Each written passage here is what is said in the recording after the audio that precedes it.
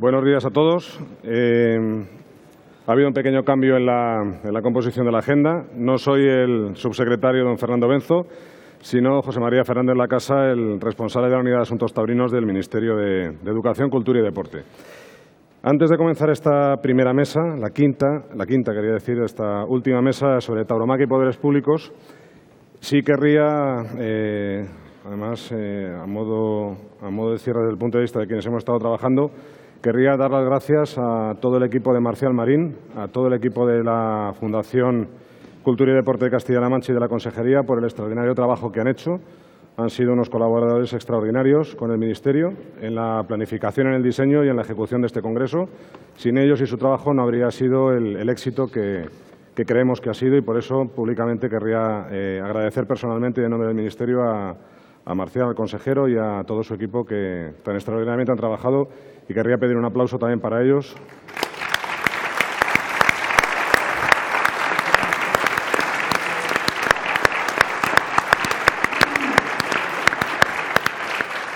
Bien, comenzando con la mesa, creo que es el diseño de lo que habíamos fijado, creo que es un buen colofón terminar con cuál es la relación entre la tauromaquia y los poderes públicos. Esta relación la podemos tratar de distintos puntos de vista. Podría tratarse de cuál es la relación entre los distintos ámbitos de los poderes públicos dentro de España, las administraciones locales, administraciones regionales, pero no podemos olvidar que estamos hablando de la tauromaquia como patrimonio cultural y es un congreso internacional. Es decir, debemos tratar, se ha tratado en distintos aspectos en las mesas, de esta perspectiva internacional, y ya no solo en los propios países que compartimos una tradición taurina, sino también cuál es la visión que desde otras instituciones que no son puramente iberoamericanas se tiene del fenómeno taurino. Estoy hablando, pensando, por ejemplo, en la Unión Europea o en otras instancias internacionales, y cuál es el desarrollo de las distintas políticas de protección de la tauromaquia que se pueden llevar a cabo en las grandes organizaciones internacionales o en los grandes organismos internacionales como es la UNESCO. En este sentido, tenemos un panel de grandes expertos a los que querría dar las gracias por su presencia, que creo que nos van a poder enriquecer en sus aportaciones en cuáles son estas diferentes líneas de percepción del fenómeno de la tauromaquia y su proyección institucional y su proyección internacional. Sí querría destacar en este punto que dentro del plan estratégico, el que ya se ha mencionado en tantas ocasiones, el Pentauro, una de las conclusiones que querría leer del diagnóstico es que en la actualidad existe un consenso en que la tauromaquia se encuentra en una situación de necesaria renovación interna y de posicionamiento estratégico en la sociedad, que exige, y leo la sexta conclusión, responder de forma concertada y coordinada por los poderes públicos, sectores profesionales y aficionados como destinatarios últimos del producto cultural, y para ello disponer del marco normativo e institucional adecuado para canalizar la cooperación en las partes implicadas y, sin duda y por supuesto, su proyección internacional. Bien, dando paso ya a los distintos miembros de esta mesa, querría en primer lugar, en último lugar a mano derecha, quería presentar al doctor Galo Chiriboga Zambrano. El doctor Galo Chiriboga es fiscal general del Estado en Ecuador. En primer lugar, grandísimo aficionado taurino, pero institucionalmente es fiscal general del Estado en Ecuador, presidente de la Asamblea de Ministerios Públicos Iberoamericanos, la IAMP, fue embajador en España entre enero de 2010 y julio de 2011. Es abogado, estudios en Ecuador, Colombia, Francia y España, especializado en Derecho Laboral, experiencia en materias penales, y es autor de varios libros en materia de derechos humanos, temas constitucionales, derechos laborales y ciencias políticas. Fue ministro también de Trabajo en su gobierno, también ministro de lo que se llama en Ecuador ministro de Interior, aquí en España, que sería el ministro de Gobierno y de Minas y Petróleos, y es, como ya he dicho, un reconocido aficionado taurino y gran defensor de la tauromaquia en su país. Pues el doctor Chiriboga querría, si le parece, que nos diera una perspectiva de la situación de la relación tauromaquia-poderes públicos en su país. Adelante, cuando quiera. Bueno, muchas gracias. En primer lugar, quisiera agradecer al Ministerio de Cultura del Reino de España que tuvo la gentileza de invitarnos. Agradecer también la hospitalidad que hemos recibido del Gobierno local de Castilla-La Mancha. La hemos pasado realmente bien. Y bueno, la pregunta es: ¿qué hace un fiscal hablando de toros? Lo ha dicho él. El tema es que coincide que yo no soy un gran aficionado, pero sí soy un aficionado a los toros. Y por lo tanto, la perspectiva que quiero presentar aquí es qué es lo que pasa en Ecuador en temas de relación de los poderes públicos con el mundo de los toros. En primer lugar, vale la pena que ustedes conozcan que en Ecuador hay un sistema constitucional que tal vez es el único en el mundo en donde la naturaleza es sujeto de derechos constitucionales. Y por lo tanto, eso marca un espacio muy importante para analizar esta relación entre poderes públicos y el espectáculo taurino. Por otro lado, la naturaleza es protegida como sujeto de derecho, pero también la Constitución, como el resto de constituciones en el mundo, garantiza los derechos fundamentales de los ciudadanos, los derechos económicos, los derechos sociales, los derechos culturales y, por lo tanto, cuál debe ser y cuál es el rol de los poderes públicos defender esos derechos constitucionales de los ciudadanos. En una consulta popular, vale la pena que ustedes también conozcan, entre varios temas de reformas constitucionales se incorporó una pregunta que hacía referencia a si los ciudadanos estaban o no de acuerdo con los espectáculos en donde, comillas, se maltratara al animal o que se produjera la muerte de este animal. Específicamente se refería a dos temas, a dos espectáculos específicos, ¿no? Las corridas de toros y las peleas de gallos. La respuesta fue variada en ciudades como Quito, que es la capital de la República, en donde la tradición taurina ha sido de muchísimos años. Se perdió la consulta popular por un margen muy pequeño, pero la verdad es que se perdió. Han habido otras ciudades en el resto del país en donde, a su vez, la opinión de los convocados, el voto en Ecuador es obligatorio, fue mayoritaria a decir no a esa pregunta y, por lo tanto, estamos de acuerdo con ese tipo de espectáculos. Y para terminar de definir el marco jurídico que tenemos allá, hubo una acción constitucional, una acción de protección constitucional de una organización que supuestamente protege, y digo supuestamente porque creo demostrar lo contrario ahora, que dice defender los intereses superiores de los menores. Y por lo tanto, a través de una acción constitucional, un tema jurídicamente posible, esta organización, que es el Ministerio de Inclusión Social, que se encarga de la protección de los menores, consiguió que un juez estableciera que en bien y protección, entre comillas, de los menores, estos no puedan ingresar a las plazas de toros sino a partir de los 12 años. Y esta decisión es una decisión que afecta a todos los espectáculos y en esto fundamentalmente al espectáculo taurino. Esto obviamente tiene una intencionalidad, es la intencionalidad que generacionalmente vaya muriendo la afición por los toros. Y partiendo de un supuesto no probado y además, en mi opinión personal, falso. ¿Cuál es? De que el espectáculo de los toros produce un impacto emocional en los menores que por poco los vuelve hacia el futuro potenciales agresores. Yo este año voy a cumplir 65 años, aunque la verdad parezco de 85, pero bueno, eso es como dicen mis amigos, ojalá llegue a la edad que represento. Entonces, decía que buena parte del entorno de mis amigos, ninguno que es aficionado a los toros tiene esa característica de una persona violenta, cosa diferente a aficionados a otros espectáculos que sin duda generan una situación de violencia jamás vista en una plaza de toros, concretamente los espectáculos relacionados al fútbol. Sin embargo, bajo esta hipótesis no comprobada y en mi opinión falsa, este juez estableció esa prohibición. Bien, ese es el entorno.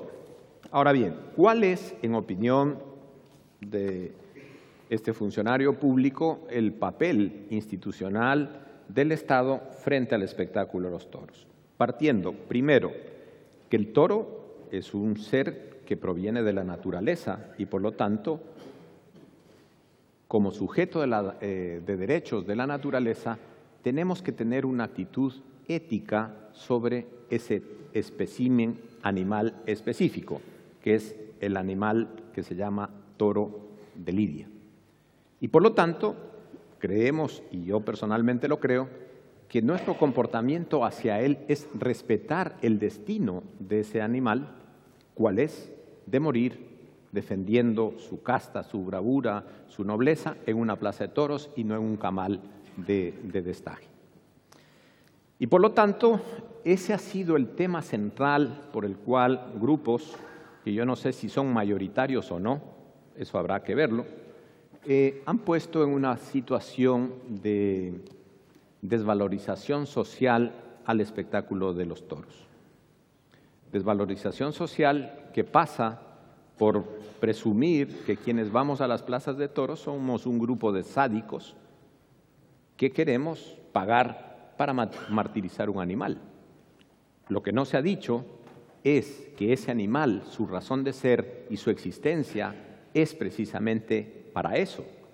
Y por lo tanto, desde el punto de vista ético del ser humano, debemos respetar ese destino que tiene el toro de lidia. Como igual, nosotros tenemos la obligación ética de respetar la integridad y el confort y la buena vida de nuestros animales domésticos. ¿A quién se le ocurre que podamos sacar a nuestro perro, a nuestro gato, a nuestro loro, a nuestro pájaro para atormentarlo? No, el destino ético de esos animales son ser compañía de los seres humanos y por lo tanto una actitud de esa naturaleza representaría el rechazo de quienes tenemos un comportamiento ético frente a los animales. Así es que es cierto que en estos 2 días hemos hablado de la importancia cultural. Nadie discute la importancia cultural del mundo del toro, pero tal vez lo que no hemos profundizado, y hemos profundizado también ahora los aspectos tecnológicos, los aspectos de comunicación, los aspectos financieros, la gestión y la administración del espectáculo. Pero tal vez aquí estamos descuidando un tema que eminentemente es de debate político, sobre la ética del ser humano frente al toro de lidia. Y al parecer, los jóvenes, y digo al parecer porque, insisto, no hay evidencia que demuestre eso, los jóvenes, no sé si mayoritaria o minoritariamente, estarían en contra de las corridas de toros. Pero aún en ese evento, es opinión personal, que si nosotros somos mayoría o minoría los aficionados al toro, como mayoría o como minoría tenemos derecho a que se respete nuestra visión cultural o nuestra visión ética sobre el comportamiento del ser humano frente a ese animal. Y por lo tanto, en un país, como todos nuestros países lo son o aspiran serlo, de convivencia democrática, tenemos que permitir el sustento, la protección y el desarrollo de una actividad cultural, aunque seamos minoría o mayoría, porque esa es la obligación de los poderes públicos. Pero, ¿qué es lo que pasa? En esta situación de conflicto con ciertos sectores de la sociedad, insisto, que no lo sé si son mayoría o minoría, porque eso quiero rescatar, porque estamos asumiendo siempre de que la mayoría de gente está en contra del mundo de los toros. No sé en dónde se sustenta esa afirmación, o si la hay, quisiera conocerla. Pero el hecho es que el ataque que viene de grupos en contra del mundo de los toros es fundamentalmente por esto, de que ellos suponen que hay un tratamiento injusto, agresivo, violento contra ese animal. Y lo que es más, en acciones como las que he mencionado de la actuación de un juez, se sustituyó una situación jurídicamente importante, que es la existencia de la patria potestad. Si en cualquier lado del mundo es el padre o la madre ¿quién decide si va un niño o no a un espectáculo? Me llenó mucha alegría ayer ver niños en la plaza de toros de aquí, y así debe ser. Porque ¿quiénes deciden si van o no los niños a la plaza de toros? Sus padres o sus abuelos, pero no un juez ni el Estado a través de una opinión jurídica, por más importante que ésta sea. Me parece entonces que estos espacios cada vez se vuelven institucionalmente más agresivos hacia el mundo de los toros, partiendo de un supuesto eminentemente falso, y por lo tanto creemos que cómo deberíamos revertir eso es justamente promocionando los valores que se han dado aquí, que se han discutido desde el punto de vista económico, desde el punto de vista de su influencia en el desarrollo del campo, en su influencia en el desarrollo de la cultura, de la música, de la literatura, del cine, en fin. Y agregar este elemento que desde nuestro punto de vista vale la pena meditarlo, que es cuál es el fundamento ético y cultural de esta minoría o esta mayoría que nos gusta el espectáculo de los toros. Muy bien.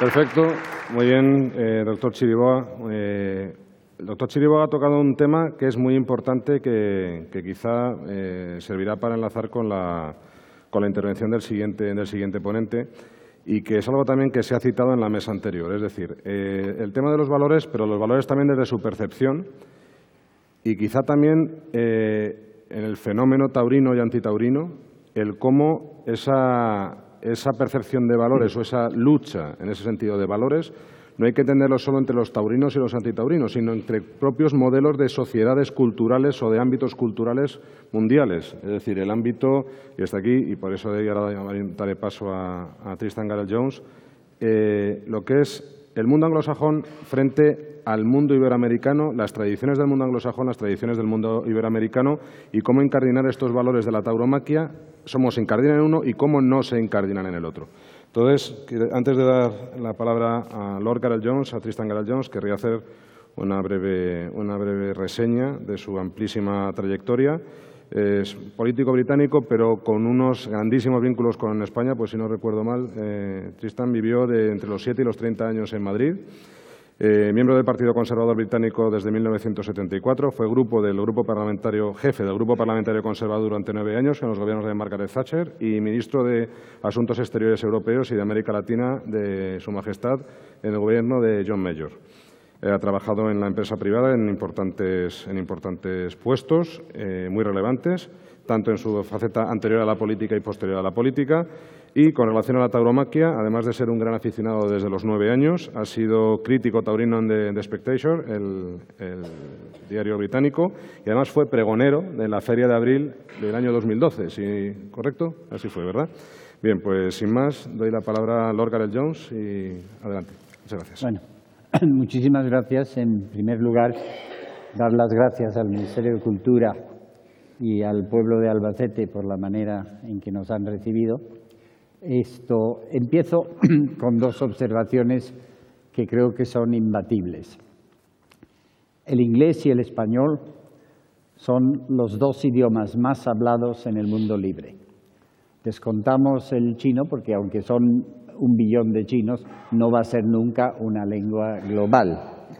Luego, la lengua castellana, como la lengua inglesa, es en cierta medida portavoz de los valores culturales que conllevan.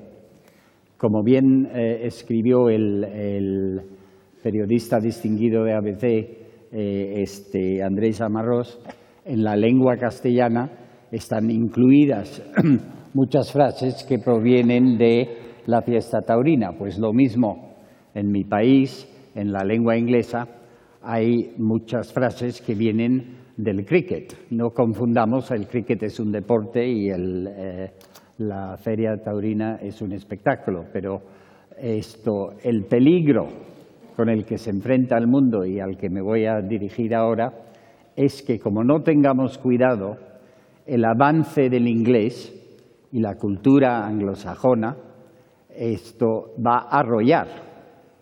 De aquí a 1 siglo, 2 siglos, como no tengamos cuidado, todo el mundo hablará inglés y todo el mundo compartirá los valores que conlleva, los valores anglosajones que conlleva esa lengua.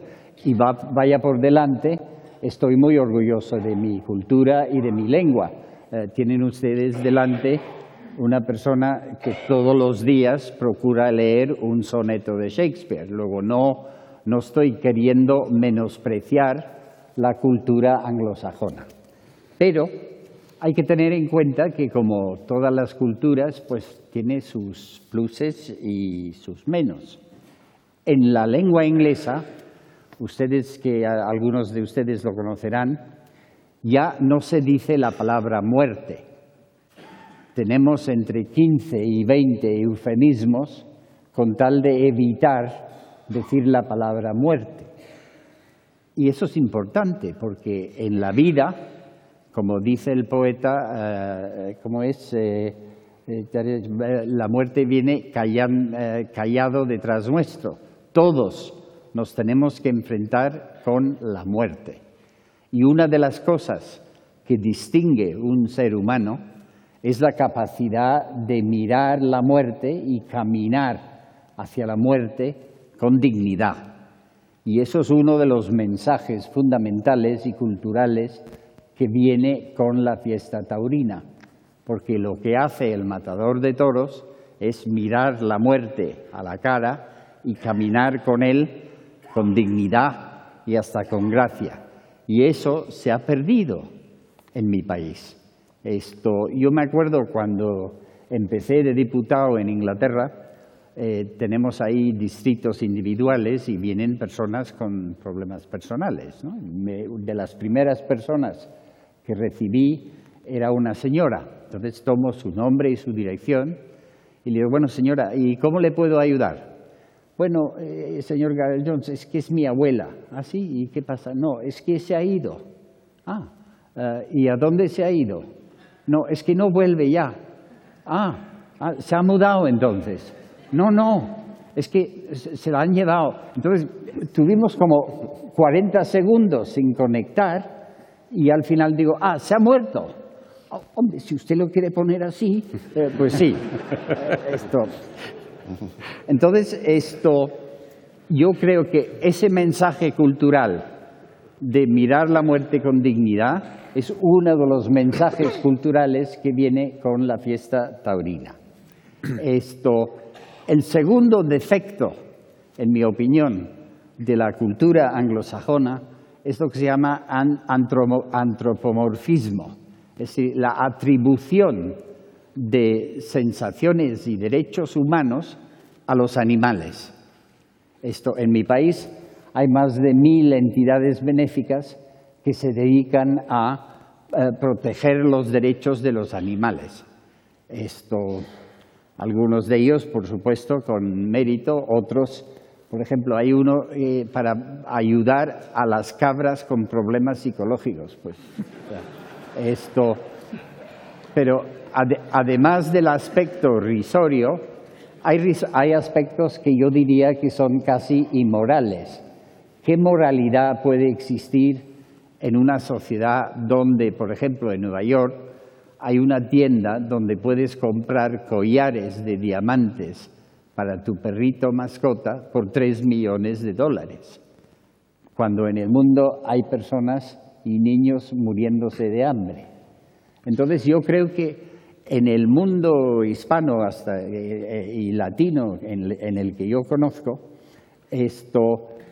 no hay nadie que disputa que la naturaleza, los animales, las plantas y los árboles, hay que tratarles con respeto. Pero lo que no hay que hablar es de derechos de los animales, porque para tener derechos hay que tener obligaciones.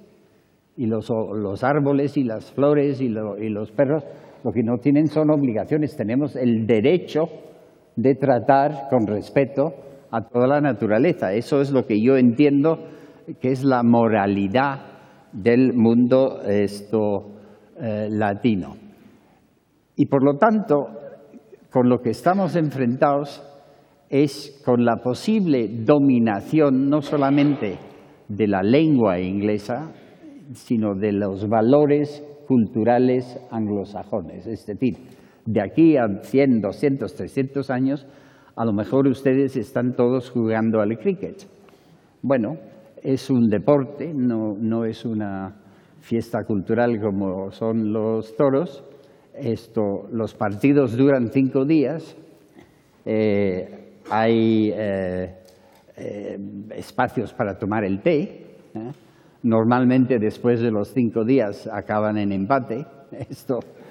Luego, personalmente no les recomiendo el cricket, pero lo más importante es que al ritmo que vamos, yo estoy seguro que acabaremos con ese mundo dominado no solamente por la lengua inglesa, sino por los árabes. Y termino con una crítica de España, por lo menos. Una de las cosas que me chocó siempre en España es la manera en que los españoles, y creo que en parte eso pasa en América Latina también, se meten con su propio país. Qué curioso, en conversaciones con amigos españoles terminan diciendo, porque España es un desastre. Tal. Pues tengo una noticia, señores, España no es un desastre. La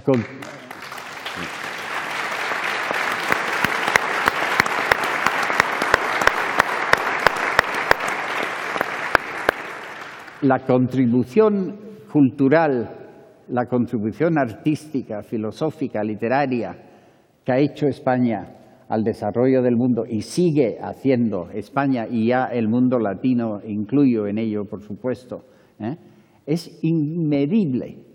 Y yo espero, y mi gran esperanza es que esta iniciativa que ha tomado el Ministerio de Cultura, sea el momento en que se funde un grupo de países, España, México, por ejemplo, el país hispanoparlante más grande del mundo, México, Ecuador, todos los países donde existe la fiesta taurina, para enfrentarse ya con confianza y sin pedir disculpas ante la cultura arrolladora, buenísima, vuelvo a repetir, del mundo sajón. Así que olvídense de esa España de antes que era un desastre, no es un desastre. Enfréntense y luchen con confianza por los valores culturales del mundo hispanoparlante y con ello la fiesta taurina. Gracias.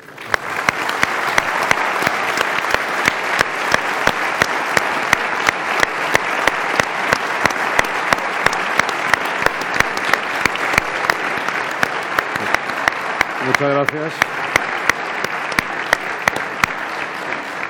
Muchas gracias, Lord Galell-Jones, por su brillante intervención, y creo que nos sirve desde luego de enlace esa vocación de unidad, esa estrategia común, ese avanzar en una misma dirección es importante, y además dar esos pasos no es solo darlos, sino dónde darlos, cuándo darlos y cómo darlos. Entonces eso es muy importante. Si tenemos un objetivo último, que es esa protección, ya no solo desde la actitud de los propios países, de ese actuar sin complejos, ese respetar las otras visiones, las otras civilizaciones, las otras formas culturales, pero exigir a la vez con entereza el respetar lo propio. Y eso es muy importante.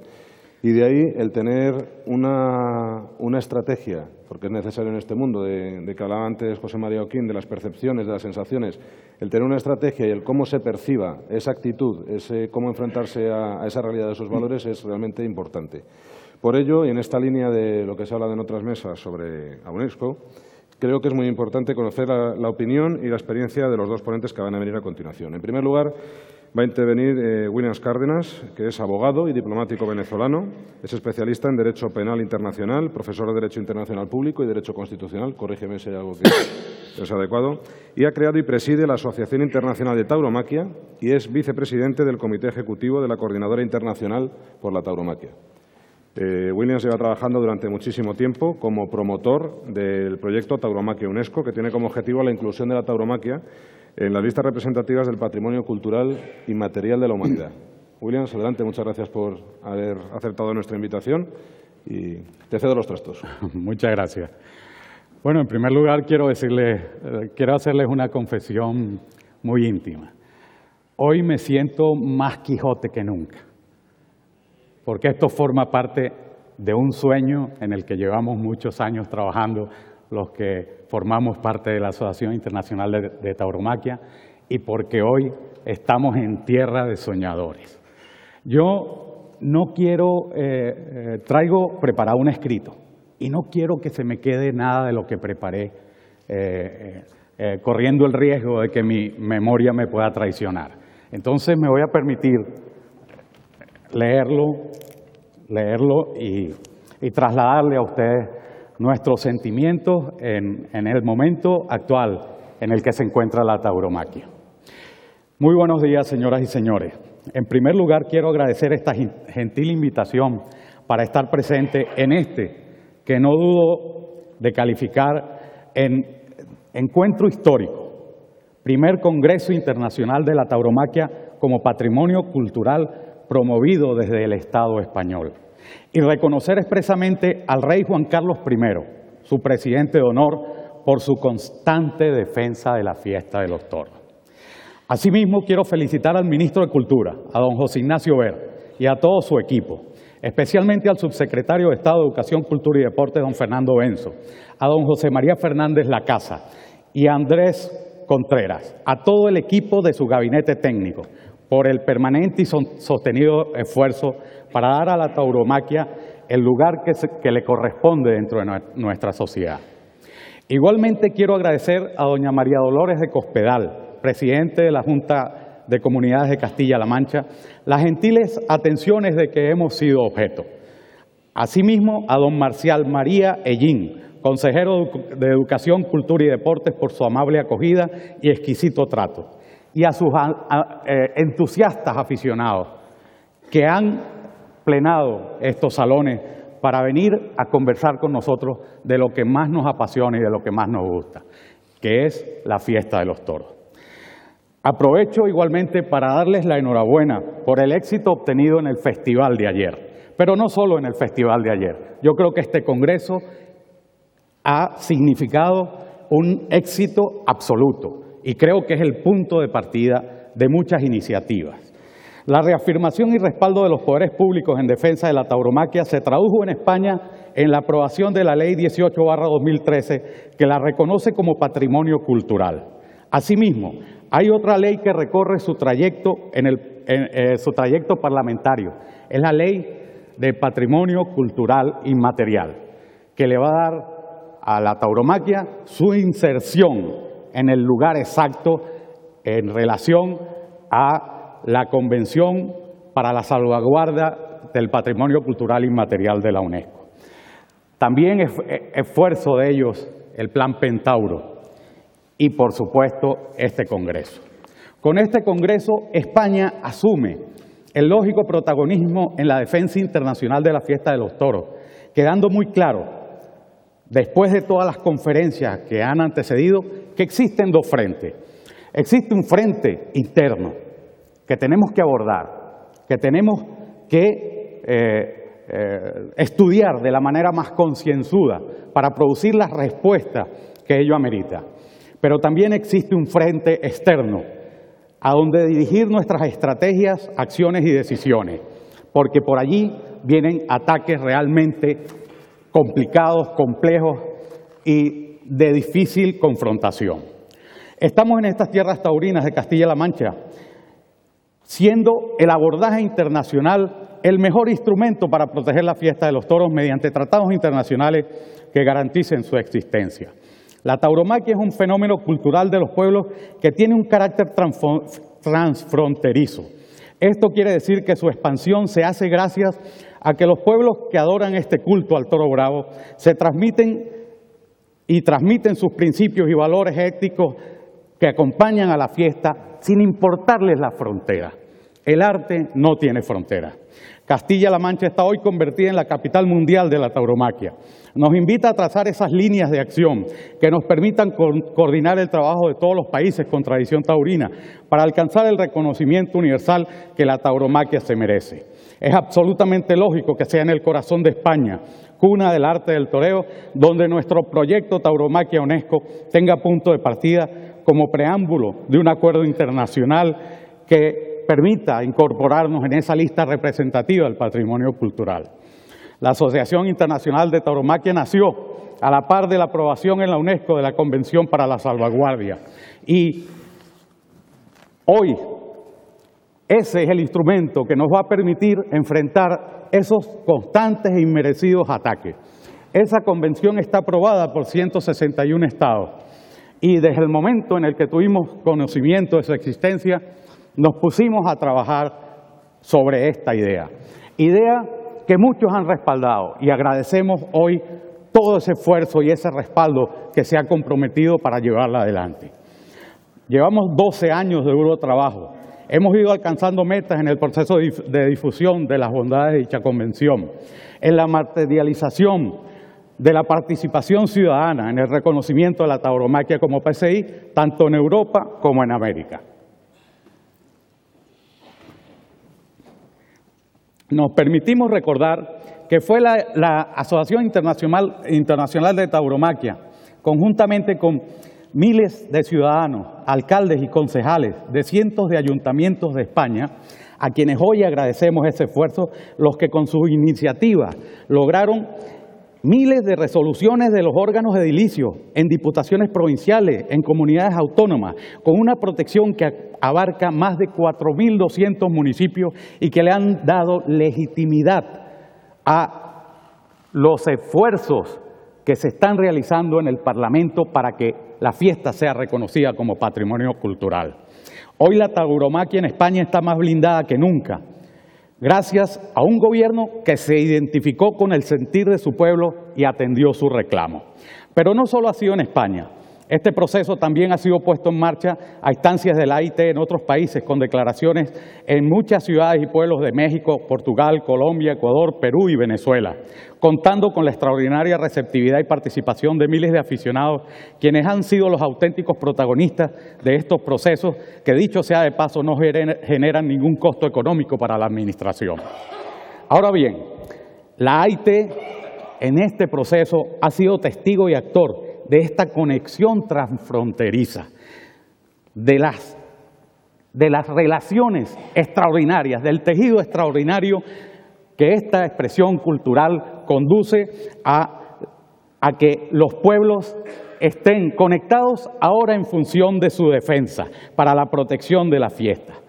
Esto ocurre y nos permite poder decir hoy que existe una figura que se va repitiendo, más allá de diferencias, más allá de cualquier tipo de circunstancias, en una cláusula que aquí en España, que en Portugal, que en Francia, que en México, en Colombia, en Perú, en Ecuador y en Venezuela, dice que se reconoce a la tauromaquia como parte del patrimonio cultural inmaterial de esos pueblos.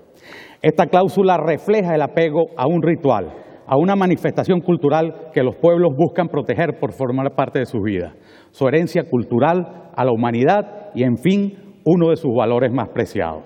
Si vemos desde un enfoque jurídico y sociológico esta cláusula repetida en distintos países y pueblos, ella forma parte en sí misma de un verdadero derecho transnacional de la tauromaquia, una especie de lex taurina que los pueblos se expresan para poder proteger una manifestación cultural.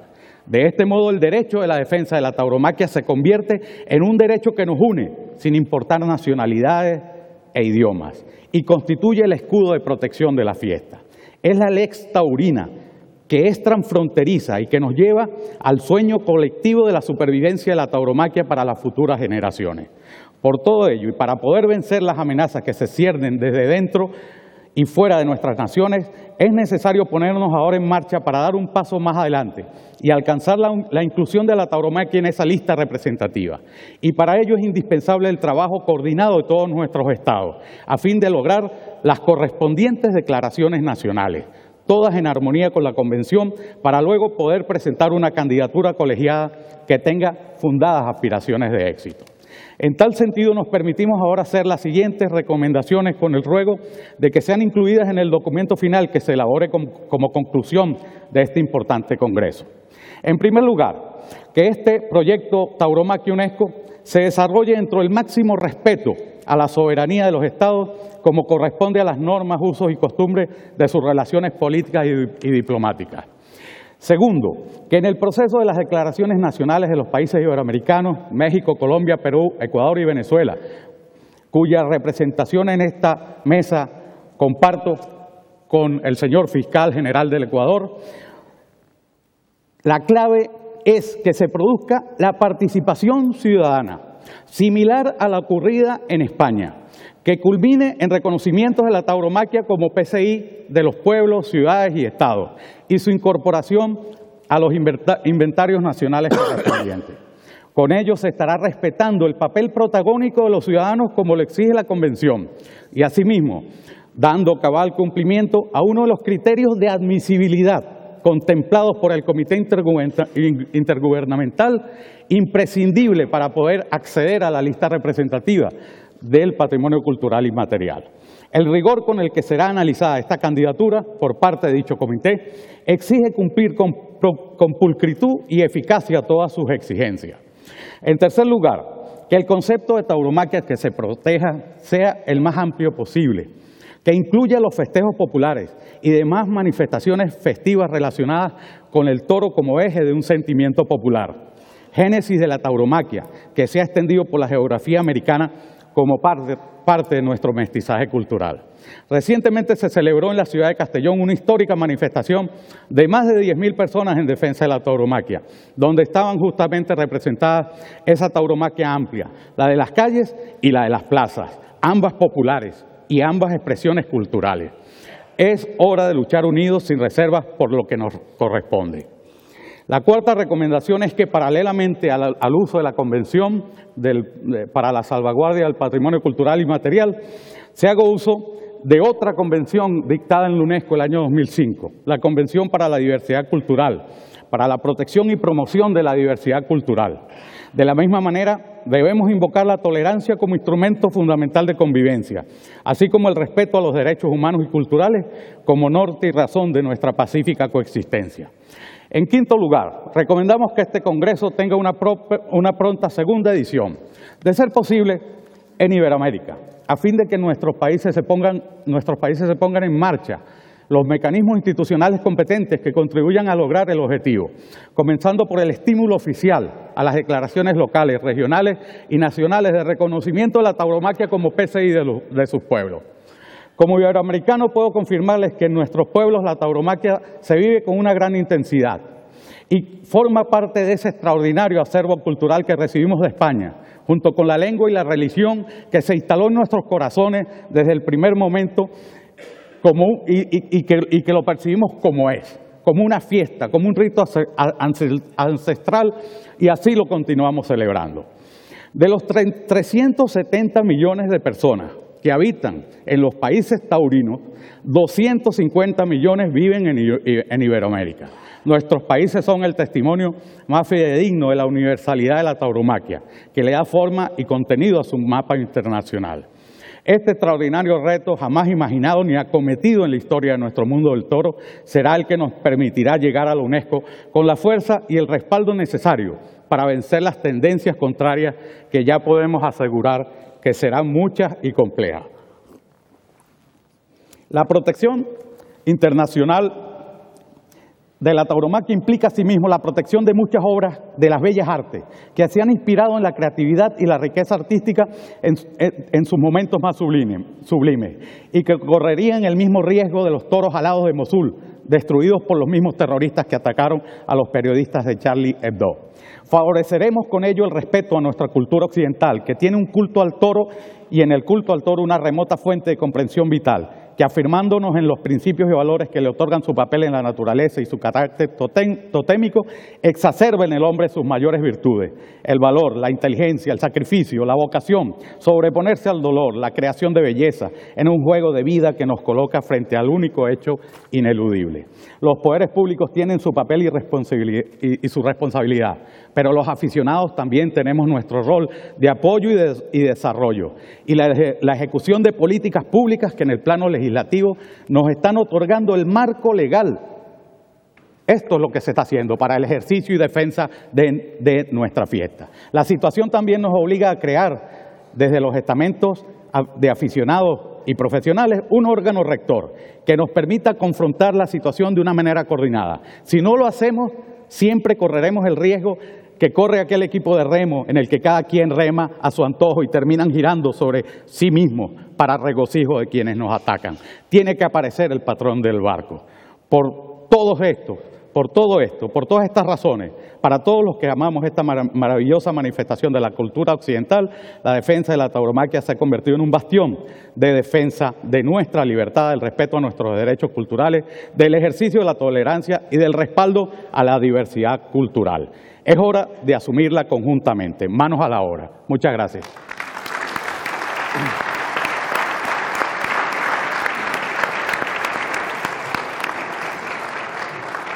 Muy bien, Williams, muchísimas gracias. Quiero recordar 4 ideas que has dicho en cuanto a la estrategia y que me va a permitir enlazar también con la ponencia, con la primera intervención de François Zumbiel.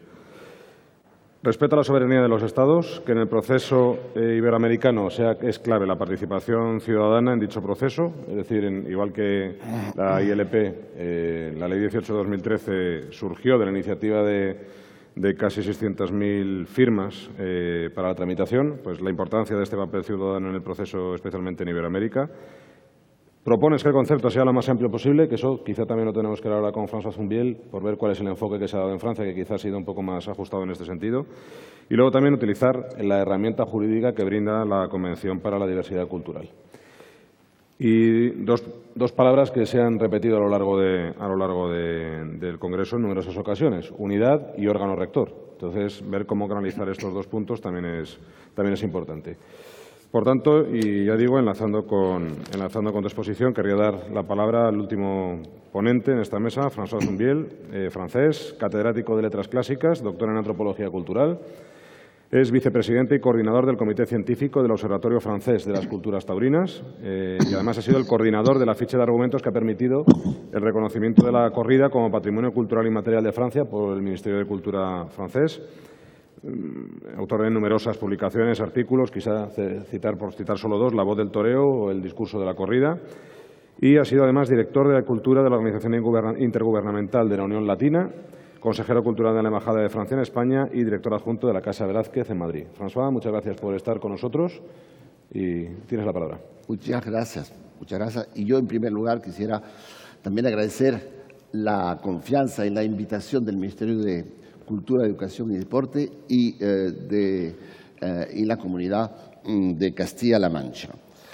Me voy a también fijar como línea, como un horizonte ideal, y espero no quijotesco, como mi amigo Williams, el reconocimiento de la fiesta de los toros como patrimonio cultural inmaterial. No es quijotesca, pero es seguramente un proceso bastante complejo que hay que hacer con mucho detenimiento. Hay una parte científica que tiene que adaptarse a los requisitos marcados por la Convención de la UNESCO. Esa parte científica casi es la más fácil. Por lo menos nosotros en Francia lo hemos tenido bastante fácil para hacer reconocer la tauromaquia como patrimonio cultural inmaterial por Francia, por el Ministerio de Cultura, porque yo diría que la tauromaquia es tal vez el único patrimonio cultural que abarca los 5 criterios marcados por la Convención de la UNESCO. 5 criterios. Primero, tiene que ser un espectáculo vivo, viviente. No hay nada más vivo y más improvisado que los toros. Segundo, tiene que pertenecer a rituales festivos. No hay que entrar en los detalles, está clarísimo. Tercero, tiene que promover la artesanía del traje de luz, la artesanía del manejo del campo, de los caballos, de los toros, por supuesto. Después, el contribuir al conocimiento de la naturaleza. Es el único arte, los toros, en que se juntan un hombre y un animal para crear belleza. Es el único arte. Y que supone que está fundado en el conocimiento a fondo del comportamiento de un animal y el respeto de este animal. Y por último, el lenguaje. El lenguaje porque los toros promueven muchísimos recuerdos, muchísimas expresiones y, como se ha dicho esta mañana, se viven los toros no solamente en el acto, sino también en el recuerdo. Entonces, estos 5 criterios son muy importantes. Aparte de esto, claro, hay todo un proceso político para vencer a los prejuicios de algunos, para provocar un cierto consenso dentro de cada país. Y también hay un proceso diplomático porque hay que primero coordinarse con los 8 países taurinos y segundo hay que convencer también a los miembros del comité de la UNESCO que no son taurinos y que a lo mejor no van a entender fácilmente de qué se trata. Ahí está clarísimo, España y México en particular tiene un papel muy relevante de líder. España, que ha hecho tanto, que es la cuna del toreo, tiene que empezar por el primer requisito marcado muy claramente por la Convención de la UNESCO, es que sea declarado dentro de una ley o por lo menos dentro de un texto de ámbito nacional que los toros forman parte del patrimonio cultural inmaterial. Esto es el primer gran requisito que hay que rellenar y como hay una ley próxima, pues creo que es muy importante. Segundo, México. Ahí voy a meterme donde no me llaman. Yo sé que hay una llamada y muy interesante y bellísima en sus términos, fusión internacional para la tauromaquia. Yo le plantearía una súplica. Creo que realmente el primer favor que podría hacer esa fusión donde México tiene tanto peso es que acabe de una vez para lograr que los toros sean a nivel del Estado Federal de México reconocidos como patrimonio cultural inmaterial y no solamente en los 4 estados. Yo creo que ahí sería un magnífico favor que nos podría hacer México juntando con España para liderar esto. Entonces, está claro que esa perspectiva marca unas bases ideológicas muy concretas que cada uno de los 8 países taurinos tiene, con las cuales tiene que cumplir cada país a nivel nacional. Lo primero, como muy bien lo ha dicho Williams, hay que poner en vínculo las 2 grandes convenciones de la UNESCO, que son la Convención de 2003 para el Patrimonio Cultural Inmaterial y la Convención del 2005 para la protección y la promoción de la diversidad de las expresiones culturales. ¿Qué significa esto?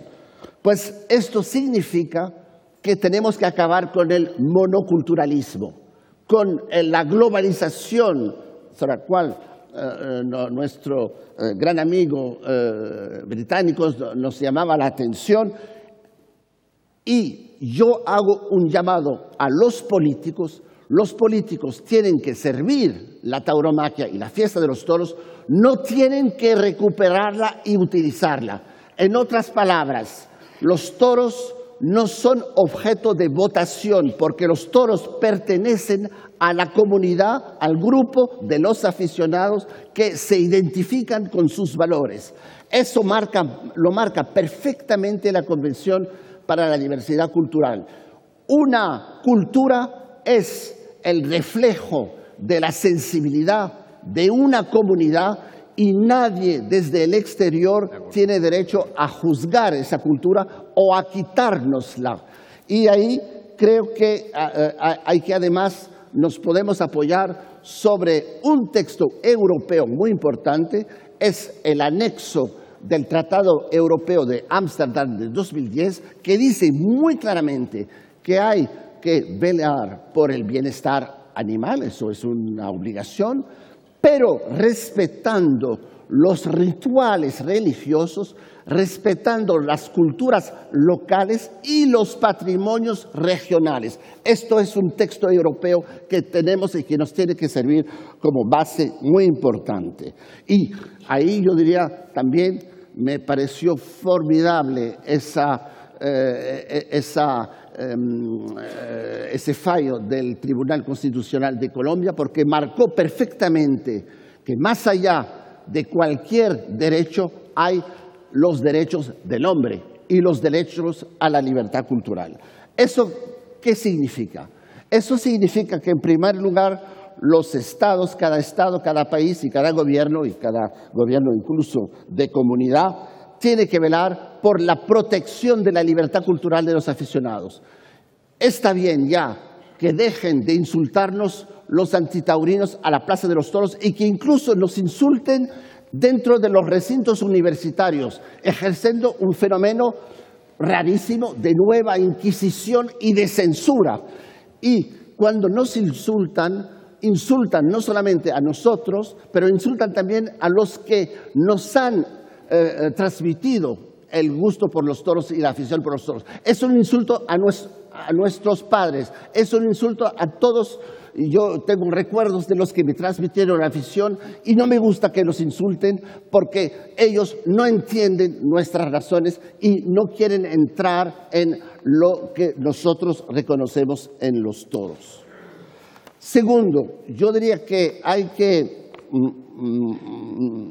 luchar para la participación mayor de los aficionados en la organización del espectáculo. Claro, en Francia lo tenemos también un poco más fácil porque se da el caso de que son los alcaldes de las 47 ciudades taurinas que tienen un papel determinante en la organización del espectáculo y en el montaje de los carteles.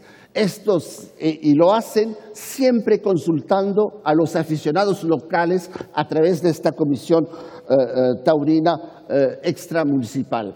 Yo creo que en España sería magnífico que a través de una revalorización del trabajo de los alcaldes en las diferentes ciudades taurinas de España, que son numerosísimas, pues hubiese esa participación de los aficionados a la línea editorial, yo diría, de cada una de las ferias.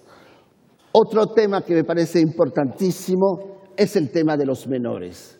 Lo que marca la UNESCO es la necesidad en un patrimonio cultural inmaterial que haya siempre una transmisión de generación a generación. Eso, los primeros que lo han entendido muy bien son los antitaurinos. Por eso ellos tratan de hacer que no se permita la entrada de los menores a las plazas de toros, pero incluso han logrado, yo diría manipular, para decir las cosas muy claramente, el Comité de los Derechos del Niño, que tiene su sede en Ginebra, y han hecho que haya una recomendación relativa a Portugal, y pronto la habrá seguramente relativamente a Francia, y pronto también en España, para decir que los toros tienen un efecto traumático para los niños y que por lo tanto hay que procurar que no asistan. Ahí yo creo que los gobiernos, nuestros diferentes gobiernos de los países taurinos, tienen que juntarse para hacer llegar a este Comité de los Derechos del Niño un llamamiento a la razón en ese sentido. Y también los gobiernos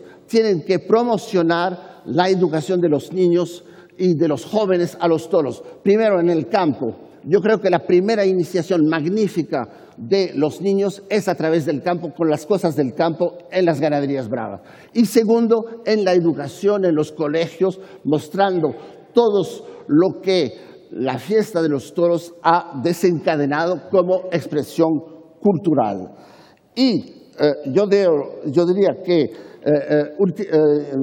para terminar, realmente hay que recuperar, como se dijo esta mañana, el músculo privado y vivo, que son el músculo de los aficionados. Esto supone que haya efectivamente, como lo está llevando a cabo la Asociación Internacional Taurina, que haya una agrupación en España y en todos los países, una agrupación suficientemente estructurada, que tengan a los profesionales, pero no solamente los profesionales, también a los aficionados, también a los expertos intelectuales, antropólogos, profesores de universidad, a todos los que defiendan la fiesta, que haya realmente esa agrupación y que haya ese trabajo de conjunto.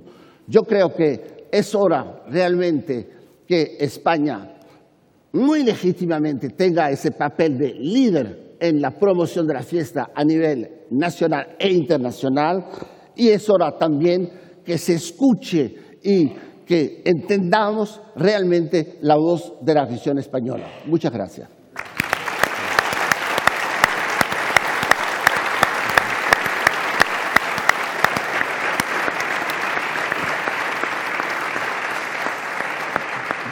Muy bien, François Zumbiel, excelente intervención, y aprovecho para brevemente resumir las notas principales. Espectáculo vivo, pertenecer a rituales festivos, promover la artesanía, contribuir al conocimiento de la naturaleza y el lenguaje.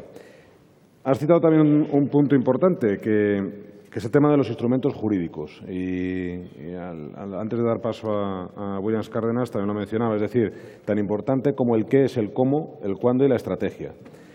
Y también no solo las convenciones de la UNESCO, sino que también que ha sido muy interesante de cara a que, claro, llegará un momento en que habrá que ir a un comité en el que hay estados de distintas sensibilidades, y sí que es cierto que hay 3 países que somos taurinos, que pertenecemos a la Unión Europea, y has mencionado también que fue muy importante el anexo del Tratado de la Unión Europea. Y tenemos, como dice el título, el hombre que estuvo allí, porque tú estuviste como ministro en aquella época en la negociación del tratado, y ha sido un instrumento muy importante el que se introdujera esa cláusula en el anexo para de cara a la... Fue una iniciativa muy sutil y muy bien hecha por el embajador español en la Unión Europea, porque el texto se incluyó como anexo en el Tratado de Maastricht y luego entró en Ámsterdam, y fue una maniobra muy efectiva por parte del gobierno español precisamente. Sí. De ahí también, por eso, recordar la importancia que en los ámbitos internacionales es la discreción en la hora de plantear las estrategias y el diseño, porque es muy importante. Yo sí querría plantear, haciendo unos minutos de mesa redonda, sin perjuicio de luego demos palabras a la intervención. Es decir, vosotros que lleváis trabajando tanto tiempo en la parte UNESCO, ¿qué grado de importancia, o si es el conditio sine qua non, el hecho de que los 8 países de tradición taurina tengamos que tener aprobada al nivel, digamos, que ya hemos hecho en España, el requisito de cara a que pueda limitar el éxito de la iniciativa, o si es ya una frontera de entrada para poder que ni siquiera la UNESCO pueda tomarla en consideración? El primer requisito es que un país no puede plantear una solicitud de reconocimiento en el patrimonio cultural inmaterial si primero él mismo a nivel nacional no ha de forma muy explícita y muy clara integrado este patrimonio, este reconocimiento, en ese caso de la tauromaquia, como patrimonio cultural inmaterial. Eso es lo primero. Y lo segundo, claro, es que ahora la UNESCO permite que se juntan varios países para presentar la misma solicitud y para realmente hacerla llegar. En ese caso, bueno, ya ha habido 2 temas. La cetrería, por ejemplo. La cetrería, España tuvo un papel importante ahí, pero con otros países. Yo creo que los toros lo tiene que liderar España, eso está clarísimo. Y lo que quiero decir es que detrás de todo esto hay una base, yo diría, política e ideológica a la vez, que es la protección de la libertad cultural. La protección de la libertad cultural siempre que no se dañen los principios de los derechos de la humanidad. Perfecto. Y en esta línea, Tristan Garel-Jones, ¿qué posibilidad de éxito puede tener una iniciativa? Digamos, ¿hasta qué punto puede haber una unidad y la influencia de los lobbies internacionales antitaurinos para que los países del mundo anglosajón puedan oponerse a este tipo de medidas? Bueno, yo creo que primero, como dije antes, yo creo que el mero hecho de que el Ministerio de Cultura ha convocado esta conferencia demuestra que esa España que yo conocía de niño, donde todo el mundo pedía perdón, ya España recupera confianza en sí mismo, y eso es importantísimo. Entonces, creo que la lucha va a ser muy difícil, porque la fuerza arrolladora de la lengua inglesa y su cultura. Ya apunté 2 defectos morales que a mí me parece que tiene esa cultura, defectos que la fiesta precisamente da respuesta contundente.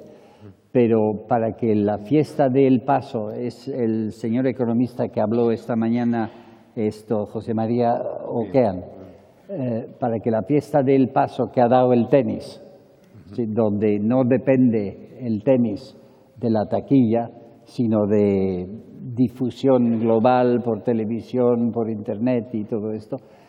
Ahí es donde está la lucha, porque en el mundo sajón, en la televisión británica, por ejemplo, comentar una cosa sobre la fiesta taurina y no, digamos, enseñar una imagen, se consideraría un poco como pornografía inmoral. Y hay que luchar duramente contra eso, porque ya digo, yo, gran aficionado como soy de mi propia cultura, los países de habla hispana y que tienen la fiesta taurina, como no den la lucha, terminaremos, como he dicho, en un mundo monocultural dominado por el sajonismo. Y eso yo creo que no nos interesa a nadie. Perfecto. Doctor Chiriboga, ¿cuál cree que debe ser la estrategia? Bueno, creo que hay que tomar el consejo de Tristán en el sentido de que en estos 200 o 300 años que nos quedan, y estamos todos invitados a participar en ellos, salgamos del concepto de aficionado. Creo que hay que salir del concepto de aficionado y pasar al concepto de militante, porque este es un tema de militancia. Por supuesto. Ayer escuchaba al representante de Colombia la militancia de los novilleros colombianos que se pararon, hicieron una huelga de hambre en la Plaza de Toros Santa María y movilizaron a una buena parte de la comunidad taurina bogotana o colombiana. Nosotros debemos hacer también lo mismo, en lo jurídico, en lo empresarial, en lo comunicacional, en lo político. Y por cierto, lo político también hay que manejarlo con cuidado. Este no es un patrimonio de la política de los gobiernos que tengan necesariamente un concepto de derecha. Mencionemos, no quisiera mencionarlo, pero la gran tradición de pensadores de izquierda apoyando al mundo de los toros ha sido realmente importante. Y qué bueno que un gobierno como el PP haya tomado esta militancia sobre el tema de los toros. Y te felicito, ministro, creo que ese es el trabajo que hay que hacer. Tener presente de que sobre el mundo de los toros hay unos ciudadanos que aman esta fiesta y a la que tenemos pleno derecho a que los estados nos protejan, siendo mayorías o siendo minorías. Insisto, eso es absolutamente irrelevante por lo que se ha dicho ahora, ¿no? Es decir, es un valor cultural que tiene que ser protegido y defendido. Pero adicionalmente a eso, en mi opinión, es no solo la parte legal, no solo la parte de militancia, es importantísimo de que los gobiernos locales apoyen a la fiesta nacional, en este caso la fiesta española. No puede ser posible que en países como Colombia, en donde estuve hace unas semanas atrás, se me informe de que los gobiernos locales, en donde hay corridas de toros, están impedidos de apoyar publicitariamente al espectáculo. ¿Pero por qué? Es decir, el mismo argumento que tienen los señores para decir yo pago mis impuestos para que la televisión pública pase lo que yo quiero, también tenemos el derecho nosotros de decir yo también pago los impuestos y pon lo que yo quiero. ¿Por qué soy menos que los demás? Díganme, denme una razón. ¿Por qué los taurinos somos menos que los futbolistas?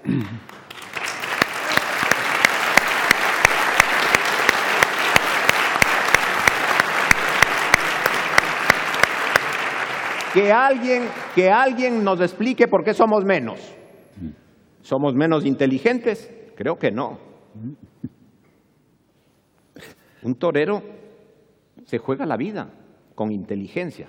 Un futbolista patea la bola con fuerza, sin duda también con inteligencia, pero más fuerza que inteligencia.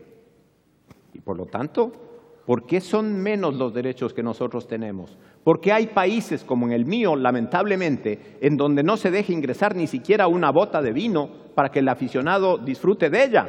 cuando en los partidos de fútbol se puede beber cerveza. ¿Por qué soy menos que ellos? Mi pregunta, y esa es la militancia que tenemos que hacer, que nos den respuestas, que nos den respuestas.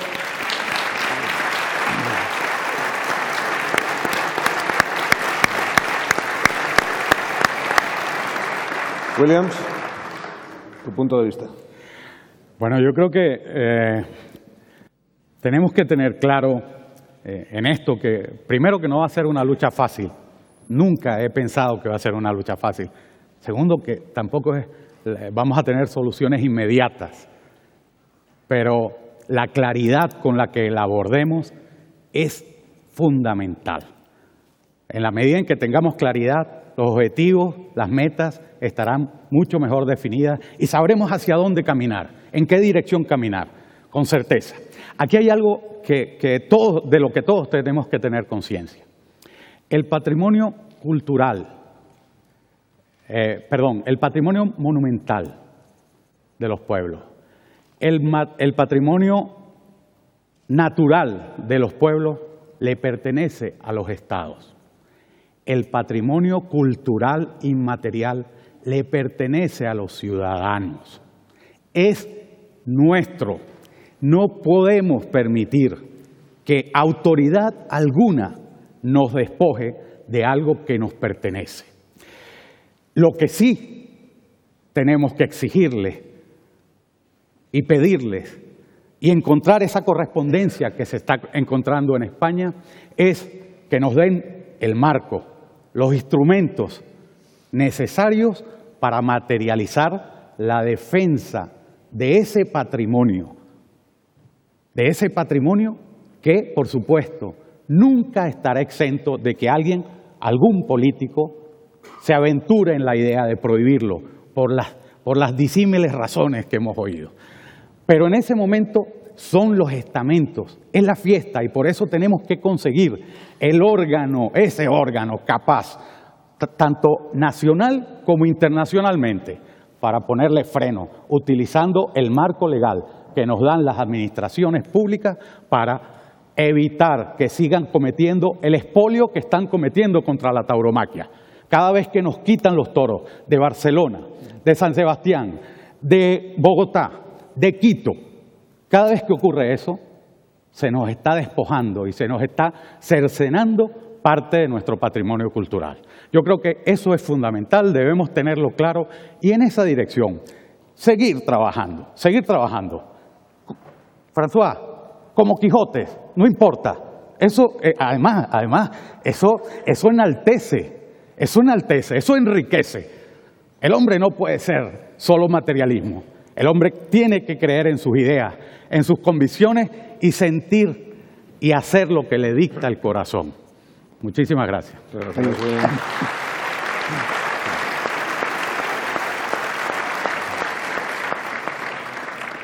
Y qué curioso es en la comparación que hacía usted ahora con el fútbol, como con la fiesta, los grandes intelectuales en España, por ejemplo, José Ortega, Tierno Galván, todo esto. el poeta García Lorca, Picasso, todos se vierten sobre la fiesta taurina. En cambio, el fútbol, y yo no tengo nada contra un deporte, es un deporte. Y en ese sentido, incluso se podría argumentar que la fiesta taurina es de un nivel cultural completamente diferente al deporte, que es para divertirse. Así es, efectivamente. Pues, François Zumbiel, ¿tienes la última palabra? No, la última, yo creo que todo el mundo tiene derecho a la última. No, yo quiero volver a esa base fundamental de la UNESCO, de las convenciones de la UNESCO, que todos los países y todos los países aquí presentes han firmado, que es que una cultura, tratando de ese patrimonio cultural inmaterial, pertenece al grupo, a la comunidad que se refleja en él, que se identifica con él y que esto es una libertad cultural que es totalmente legítimo preservar. Por lo tanto, yo creo que nuestra última palabra nuestra última exigencia ante los antitaurinos, ante los políticos cuales sean, y con la ayuda de los políticos también, es libertad. Nuestra libertad la tenemos que exigir y la tenemos que defender. Perfecto. Pues desde luego creo que no podíamos haber escogido mejor palabra para terminar esta mesa redonda. Libertad, el ejercicio de la libertad, el derecho al ejercicio de la libertad, respeto a quien no opina como nosotros, pero sí la libertad de poder ejercer, de disfrutar y de transmitir nuestra tradición cultural de todos nuestros países. Bien, no hay más, vamos muy mal de tiempo, por tanto, sí querría decirles, con este punto finaliza esta mesa redonda, agradecer a todos los ponentes que han intervenido, aceptado la invitación de la organización para intervenir en esta mesa, y sí quería decirles, por favor, que ahora va a tener lugar el acto de clausura para el que generosamente el presidente del Senado, don Pío García Escudero, ha aceptado acompañarnos. Muchísimas gracias y esperen unos minutos y daros las gracias a todos de nuevo y a ustedes también por su atención. Muchas gracias.